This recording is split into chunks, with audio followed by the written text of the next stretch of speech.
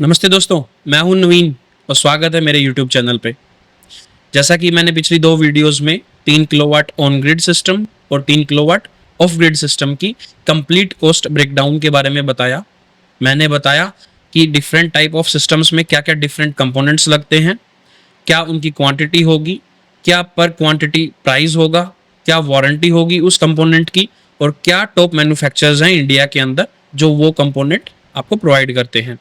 Last में मैंने बताया कि आपके सिस्टम की ओवरऑल कॉस्ट क्या होगी, क्या पर वॉट प्राइस मिलेगा आपको पूरा सिस्टम, और क्या क्या डिफरेंट ऑप्शंस है जो आप अवेल कर सकते हो एक पर्टिकुलर सिस्टम के अंदर। तो उन सभी वीडियोस पे मुझे अच्छे फीडबैक देखने को मिले और उन्हीं वीडियोस पे मैंने मल्टीपल व्यूअर्स से कमेंट देखे कि मैं एक हाइब्रिड सिस्टम के ऊपर भी वीडियो बनाऊं। तो उसी रिक्वेस्ट को पूरा करने के लिए मैं लेके आ गया हूं ये वीडियो, जिसमें मैं 3 किलोवाट हाइब्रिड सिस्टम के ऊपर पूरा कॉस्ट ब्रेकडाउन बनाऊंगा। उसमें मैं सेम थीम से कवर करूंगा कि क्या क्या कंपोनेंट लगने हैं, क्या प्राइस होगा और कैसे कैसे आप उन चीज़ों को अवेल कर सकते हैं या अपना पूरा सिस्टम बना सकते हैं।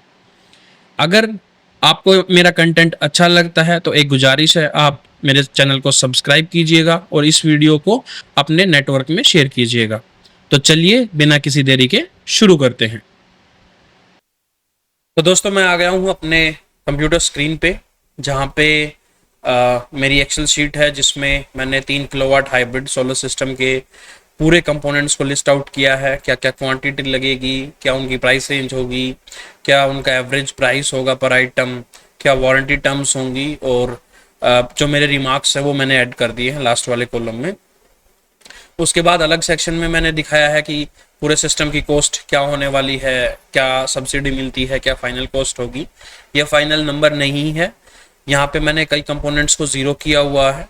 जब मैं आपको समझाऊंगा कि इस कंपोनेंट का क्या यूज़ है और कितने कंपोनेंट्स लगेंगे, उसके हिसाब से आपका फाइनल प्राइस है वो एडजस्ट हो जाएगा। तो चलिए बिना किसी देरी के शुरू करते हैं। लिस्ट के स्टार्टिंग में सबसे पहले है सोलर पैनल। अब देखिए, ये हाइब्रिड सिस्टम होने वाला है और मैंने पिछली वीडियोस में समझाया है कि हाइब्रिड सिस्टम एक तरीके का ऑन ग्रिड सिस्टम भी होता है और ऑफ ग्रिड सिस्टम भी होता है। इसमें बिजली हमारे घर के लिए यूज भी की जाती है जो सोलर प्रोड्यूस करेगा, और वही बिजली अगर हमारे घर के कंजप्शन से ज़्यादा है तो हम ग्रिड में एक्सपोर्ट भी करते हैं। साथ ही साथ अगर हमारी ग्रिड की सप्लाई अवेलेबल नहीं है तो उसी बिजली को हम बैटरीज में भी स्टोर करा सकते हैं। तो ये होता है hybrid system. Hybrid system on grid plus off grid system होता है। अब हाइब्रिड सिस्टम में रिसेंटली गवर्नमेंट ने अनाउंस किया है कि आपको सब्सिडी मिल जाएगी। You can avail the subsidy on hybrid system as well. So the condition is the solar panels जो आपके हाइब्रिड सिस्टम में लगेंगे वो DCR होने चाहिए। मैंने पहले भी बताया था, DCR मतलब डोमेस्टिक कंटेंट रिक्वायरमेंट, मतलब ये सोलर पैनल हैं वो इंडिया में ही बने हुए होने चाहिए। तो यहाँ पे मैं पिक कर रहा हूँ क्योंकि मैं बैटरी सिस्टम पे भी जा रहा हूँ, तो मैं बेस्ट पैनल पिक करूंगा। तो मैंने टॉपकॉन पैनल पिक किए हैं 575 वॉट के।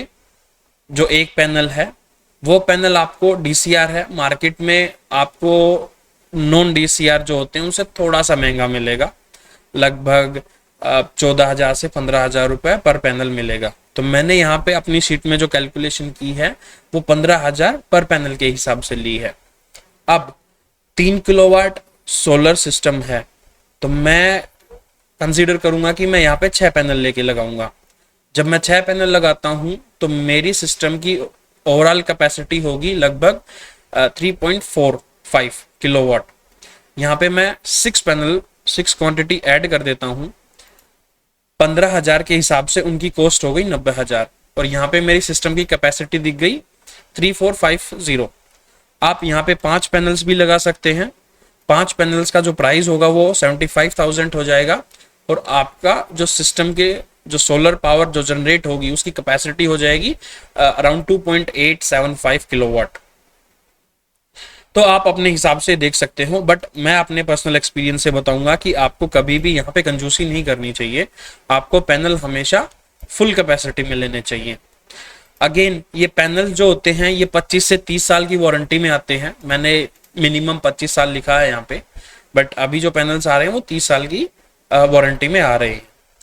जो टॉप मैन्युफैक्चरर्स हैं वो मैंने यहाँ पे लिस्ट लगा दी है। अडानी है, वॉरी है, लोंगी है, विक्रम है, टाटा भी है, लूम भी है, लुमिनस भी है, और भी बहुत सारे पैनल्स हैं। आप अपने हिसाब से देख सकते हैं जो आपकी लोकल मार्केट में अवेलेबल है। एक और चीज मैं बताना चाहता हूँ, अगर आप सब्सिडी क्लेम करोगे तो आपको गवर्नमेंट की वेबसाइट पे आपको रजिस्टर करना पड़ेगा अपने आप को। जो आपके घर के अंदर जो बिजली का कनेक्शन लगा हुआ है उसके नंबर से और आपके फ़ोन नंबर को वहाँ पे रजिस्टर करना होगा, तभी आपकी एक एप्लीकेशन इनिशिएट होगी। और इस सिस्टम को लगवाने के लिए अगर आपको सब्सिडी क्लेम करनी है तभी, तो आपको रजिस्टर्ड वेंडर होते हैं गवर्नमेंट के, आपको उन्हीं से लगवाना है ये चीज़। तो आप पीएम सूर्य घर नाम से कोई वेबसाइट है, मैं लिंक डिस्क्रिप्शन में डाल दूंगा, आप उस वेबसाइट पे जाके आप नियर बाय वेंडर्स की डिटेल को एक्सप्लोर कर सकते हो। तो ये था सोलर पैनल के बारे में। बात करते हैं हाइब्रिड इन्वर्टर। देखो, हाइब्रिड इन्वर्टर जो है वो थोड़ा महंगा होता है comparing with on grid end of grid, क्योंकि इसके अंदर ऑन ग्रिड और ऑफ ग्रिड दोनों इन्वर्टर का कॉम्बिनेशन होता है और वो दोनों सिंक में रन करते हैं। इसके अंदर एक कंपोनेंट होता है जो सोलर की डीसी पावर को एसी पावर में जनरेट करता है। एक कंपोनेंट होता है कि उसी डीसी पावर को स्टेप डाउन करके बैटरीज को चार्ज करता है, जो मतलब बैटरी चार्जर होता है वहां पे। और इसमें एक कंपोनेंट होता है जो उसी सप्लाई को, जो डीसी सप्लाई है, उसको एसी में कन्वर्ट करके आपकी ग्रिड को भी एक्सपोर्ट करता है और वो ग्रिड के साथ सिंक में भी रहता है। तो इन्हीं चीजों की वजह से इस इन्वर्टर का प्राइस ज्यादा होता है। जैसा मैंने पहले बताया था, ऑन ग्रिड अगर आपको इन्वर्टर चाहिए तो वो 20, 22, 25 हजार तक मिल जाता है। यहाँ पे हाइब्रिड इन्वर्टर थोड़ा महंगा होता है। यहाँ पे एक चीज जरूरी है, अगर आपको सब्सिडी क्लेम करनी है तो आपका इन्वर्टर BIS सर्टिफाइड होना चाहिए। BIS का मतलब होता है ब्यूरो ऑफ इंडियन स्टैंडर्ड्स, ये उससे सर्टिफाइड होना चाहिए। और BEE लेबलिंग होनी चाहिए। BEE का मतलब होता है ब्यूरो ऑफ एनर्जी एफिशिएंसी, यहाँ पे लेबलिंग होती है। BEE जैसे आप अपने घर की अप्लायंसेस के ऊपर भी देखते होगे 1 star, 2 star, 3 star, 4 star, 5 star, तो वो उनकी एफिशिएंसी होती है। उसका मतलब होता है कि वो जो अप्लायंसेस है, मतलब अप्लायंस है या कोई आइटम है या प्रोडक्ट है, वो कितना एनर्जी एफिशिएंट है। उसको कैलकुलेट कैसे करते हैं मैं एक इन जनरल बता देता हूँ। इनपुट पावर जो होती है और आउटपुट पावर जो होती है, उनका रेशियो होता है आपका एनर्जी एफिशिएंसी। जैसे कोई डिवाइस है ए, कोई भी डिवाइस है, ए डिवाइस है, उसके अंदर हमने 100 वोट्स डाले इनपुट पावर और उसने एनर्जी को कन्वर्ट करके 93 डाला है, या 94 या 95 वाट हमें आउटपुट दी है, तो उसकी एफिशिएंसी होगी 93% या 94% या 95%। इन्वर्टर की टर्म्स में मैं समझाता हूँ। मेरे सोलर पावर से, जो सोलर पैनल्स हैं, उनसे मुझे 1000 वाट बिजली मिल रही है, 1000 वाट, और इन्वर्टर उसी बिजली को कन्वर्ट करके मुझे एसी में दे रहा है सिर्फ 900 वाट, 900 तो उस इन्वर्टर की एफिशिएंसी होगी 90%, क्योंकि मेरी टोटल पावर का 90% मुझे दे रहा है, तो वो 90% एफिशिएंट हुआ वो इन्वर्टर।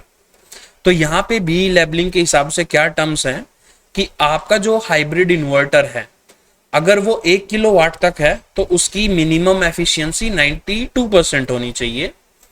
1 से 3 किलोवाट में होती है 93%, और जैसे जैसे ऊपर आप कैपेसिटी में जाओगे 5 किलोवाट, 7 या 8, तो वो 93 अबव होनी चाहिए, वो 94, 95 समथिंग होनी चाहिए। तो आपका इन्वर्टर BIS सर्टिफाइड भी होना चाहिए और BEE लेबलिंग भी होनी चाहिए। मैंने यहाँ पे किसी ब्रांड का नाम नहीं लिखा, क्योंकि ये सर्टिफिकेशन देखना बहुत जरूरी होता है। और सब्सिडी क्लेम करने के लिए आपको अपने वेंडर से पूछना है कि आप जो हाइब्रिड इन्वर्टर लगा रहे हो, क्या ये सर्टिफाइड है BIS, क्या इसके ऊपर BEE लेबलिंग है, अगर है तभी आपको इंस्टॉल कराना है। नॉर्मली मार्केट में इन्वर्टर्स भी हैं, मैं नाम ले देता हूँ, जैसे ल्यूमिनस है या सेल्क्रॉनिक हो गया, ये इन्वर्टर अवेलेबल हैं और ये मिलते हैं लगभग 60,000 से 80,000 के बीच। तो मैंने एवरेज कॉस्ट यहाँ पे 75,000 ली है उनकी। वारंटी वही 5 से 10 साल इनकी वारंटी होती है, और उसी के हिसाब से आप अपना इन्वर्टर चूज कर सकते हो। अगेन मैं फिर से बोल रहा हूँ, हाइब्रिड इन्वर्टर में आपको देखना है कि सर्टिफिकेशन है या नहीं है, अगर है तभी आपको जाना है उसके साथ। बात करते हैं बैटरी बैंक के लिए। अब ये हाइब्रिड है तो इसमें बैटरी बैंक भी होगा।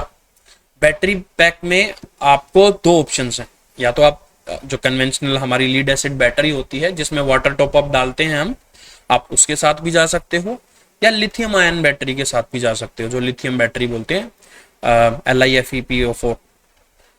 तो आपके ऊपर है। इनमें डिफरेंस क्या है वो अलग मैटर है, क्योंकि अलग अलग पैरामीटर्स पे अलग अलग होते हैं। लीड एसिड बैटरी थोड़ी सस्ती होती है बट उसकी लाइफ भी कम होती है। वहीं लिथियम की जो कैपेसिटी है, सॉरी, लिथियम का प्राइस है वो हायर होता है बट उसकी जो लाइफ होती है वो भी ज़्यादा होती है। लीड एसिड बैटरी 3 से 5 साल तक चलती है, लिथियम बैटरी 7 से 10 साल और 12-15 साल तक भी चल जाती है। प्राइस की बात करूं मैं तो लोकल मेक जो होते हैं वो 10,000 या 9,000 तक भी आपको बैटरी मिल जाएगी, लेकिन अगर आप ब्रांडेड की तरफ जाओगे जैसे एक्साइड ल्यूमिनस, तो आपको 11,000 या 12,000 तक में बढ़िया आपको 150 AH की बैटरी मिल जाएगी।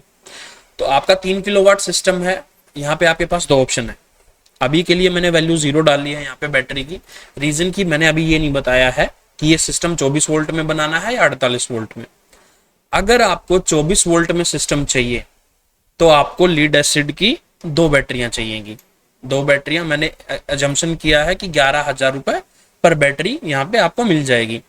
तो 2 बैटरी की जो कॉस्ट है वो हो गई हमारी 22,000 रुपए के आसपास, जो हमारे सिस्टम में ऐड हो जाएगी। अगर मैं यहाँ पे 4 बैटरी में जाता हूँ, आई मीन 48 वोल्ट सिस्टम के ऊपर जाता हूँ, तो मुझे 4 बैटरियां चाहिएगी। आपकी कैपेसिटी भी बढ़ रही है उस हिसाब से, और आपके सिस्टम की कॉस्ट भी बढ़ रही है उस हिसाब से, तो आपकी सिस्टम की कॉस्ट ऐड हो जाएगी वो चीज। अब दूसरा केस ये है कि आपको लीड एसिड बैटरी नहीं चाहिए, आपको लिथियम के साथ जाना है। तो लिथियम में भी 2 ऑप्शन है, आप 24 वोल्ट लो या 48 वोल्ट लो। तो यहाँ पे जो मैंने कैलकुलेशन की है वो मैंने इन जनरल एक 24 वोल्ट 100 AH बैटरी के हिसाब से की है। यहाँ पे एक बैटरी 2 बैटरी के बराबर ही है। वो 24 वोल्ट में मिलेगी वो एक सिंगल बैटरी, जो आपकी लीड एसिड 2 बैटरियां जुड़ के 24 वोल्ट दे रही थी, यहाँ पे वो एक ही बैटरी 24 वोल्ट दे देगी, और सेम 100 एम्पायर की कैपेसिटी होगी। उधर 150 थी, इधर 100 AH की बैटरी है। प्राइस रेंज की बात करूं तो ये 35 से 45,000 के बीच आ जाती है। अगर आप 48 में जाओगे तो यही चीज आपकी नियर टू 60,000 हो जाएगी, just 1.5% increase in the cost. यहाँ पे कैपेसिटी डबल हो रही है, लेकिन अगर आप 100 AH और 48 वोल्ट में जाओगे तो लगभग 60,000 में वो बैटरी आपको मिल जाएगी। यहाँ पे वो चीज मैंने ऐड नहीं की है, अगर आप चाहो तो लास्ट में 20,000 ऐड कर सकते हो। तो ये आपको 4 ऑप्शंस मैंने बता दिया है। लीड एसिड बैटरी 24 वोल्ट 2 बैटरियां लगेंगी, लीड एसिड बैटरी 48 वोल्ट 4 बैटरियां लगेंगी, लिथियम आयन 24 वोल्ट एक ही बैटरी लगेगी, lithium ion 48 volt sorry lithium ion 24 एक ही बैटरी लगेगी, लिथियम आयन 48 तो भी एक ही बैटरी लगेगी। वो एक ही बैटरी 48 वोल्ट देती है क्योंकि उसमें नंबर ऑफ सेल्स आपस में कनेक्ट होते हैं सीरीज के अंदर। अब बात करते हैं माउंटिंग स्ट्रक्चर। ये सेम रहेगी जो ऑन ग्रिड सोलर सिस्टम में है। वहां पे भी मैंने बताया था कि इसको लगाने के लिए आपको 7,000 से 10,000 के बीच आपको अच्छा स्ट्रक्चर मिल जाएगा। और मैंने यहाँ पे बताया था कि आपको GI स्ट्रक्चर की तरफ जाना है, गैल्वेनाइज्ड आयरन स्ट्रक्चर की तरफ, जिसमें एक अच्छी कोटिंग होती है आयरन के ऊपर जो आपको सालों तक उस पर रस्ट नहीं आने देती। तो मैंने एवरेज प्राइस 8,000 लगाया है वहां पे इसका। बात करें DC cable AC cable, same calculation मैंने की है जो मैंने ऑन ग्रिड सिस्टम में लगाया था। DC केबल का काम है कि सोलर जो पैनल होता है वहां से जो इलेक्ट्रिसिटी प्रोड्यूस होगी उसको लेके आना है सोलर इन्वर्टर तक, और ये लेंथ आपकी कुछ भी हो सकती है। अगर आपने मेरी वो वीडियो नहीं देखी है तो मैं फिर से एक्सप्लेन करता हूँ। मैंने अज्यूम किया है कि 20 मीटर की DC केबल लगेगी आपके सोलर पैनल से लेके आपके सोलर इन्वर्टर तक। जो मार्केट रेट अभी चल रहा है वो 120 to 150 पर मीटर के हिसाब से चल रहा है, डिपेंड की कितने स्क्वायर एमएम की आप केबल ले रहे हो। तो यहाँ पे आपकी 6 स्क्वायर एमएम की केबल इनफ रहेगी इस करंट के लिए, और वो मिल जाती है लगभग 140 या 150 रुपए पर मीटर के हिसाब से। ड्यूअल कोर की केबल होती है, ड्यूअल कोर मतलब उसके अंदर 2 वायर मिलेंगी एक ही केबल के अंदर। आप 10 साल की उसकी वारंटी होती है, आप पॉलीकैब की या और भी पॉपुलर ब्रांड जैसे हैवेल्स के साथ आप जा सकते हो। सेम विद एसी केबल, यहाँ पे मैंने काउंट किया है कि 30 मीटर आपको ड्यूअल कोर की केबल लगेगी, जिसका प्राइस चल रहा है 60 से 70 रुपए पर मीटर। एसी केबल लगेगी आपके हाइब्रिड इन्वर्टर से आपके मेन एमसीबी बोर्ड, जो आपके घर की सारी सप्लाई को कंट्रोल करता है, और उसी हाइब्रिड इन्वर्टर से आपके नेट मीटर के पास जाएगी। नेट मीटर जिसमें आपका बाई डायरेक्शनल एनर्जी जो ट्रांसफर हो रही है उसकी पूरी कैलकुलेशन रिकॉर्ड में होती है। तो एसी केबल मैंने 30 मीटर ऑन एन एवरेज लगाया है और उसकी कॉस्ट 2000 के आसपास लगाई है मैंने।